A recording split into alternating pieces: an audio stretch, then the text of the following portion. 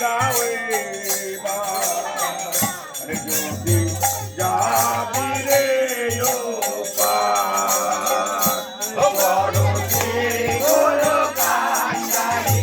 হরি নামে চরি হরি বলে চরি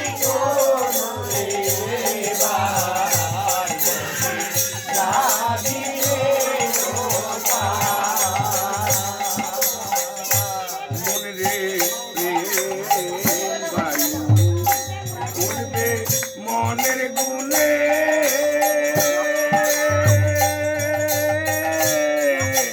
ভক্তি বাদা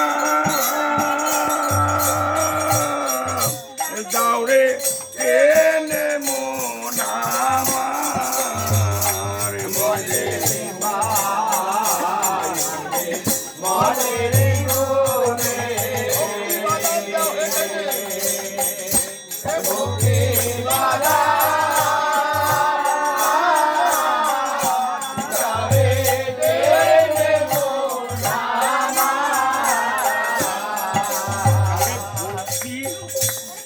ভক্তি না থাকলে বাবা মুক্তি নাই। আর যদি সত্যি করে আমরা হরিকে ডাকি তাহলে সেই ভক্তি শ্রদ্ধা দিয়েই হরিকে ডাকতে হয়, তবেই সে হরি ভজা সফল হয়। আর ওই উপরে আমরা হরি হরি করলাম, ভিতরে বেগুন চুরি করলাম, ওকে বাবা হরি আর থাকে না, হরিকে পাওয়াও যায় না। তা হরিকে ভজতে হলে এক মন এক প্রাণ এক লক্ষ্য, এ হচ্ছে হরিনাম। যে লক্ষ্যে সদা সর্বদা আমার হৃদয়ে সাক্ষাৎ থাকবে হরিনাম। চুরি করতে যাবো, চুরি করতে যাবো, হরিনামই থাকবে। এই হরিনামটাকে ভিতরে নাচতে হবে মালা করে। হরি বল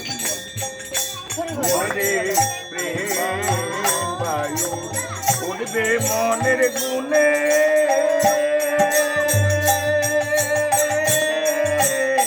ভক্তি বাদা দাউরে দেনে মন আমার মনে